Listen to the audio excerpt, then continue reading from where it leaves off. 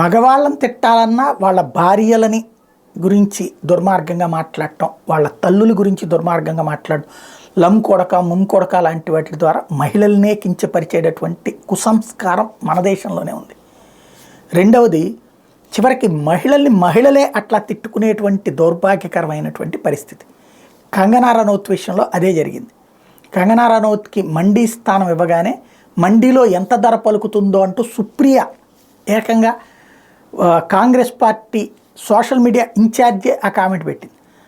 అందరూ తిట్టిపోసిన తర్వాత అబ్బెబ్బే అది నాది ఎవడో హ్యాక్ చేశాడు. ఇట్లాంటి భాషా సంస్కృతి దిగజార్చుకుని పోతున్నటువంటిది.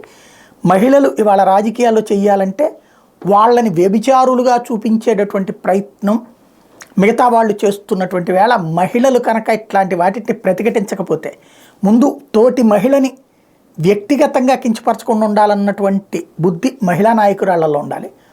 ఏ మగవాడు ఏ పార్టీ మహిళని విమర్శించినా అందరు మహిళలు కలిసి చెప్పుచ్చు కొట్టేటట్టు ఉండాలి. లేకపోతే రేపొద్దున ప్రతి మహిళ కూడా చివరికి ప్రపంచం దృష్టిలో వేరే రూట్లోనే కనబడేటట్టు చేయబోతున్నది ఈ సమాజం. ఇప్పుడు మహిళలు ఎదుగుతున్న క్రమంలో ప్రతి మహిళ జాగ్రత్తగా తిరగబడాల్సిన అవసరం ఉంది.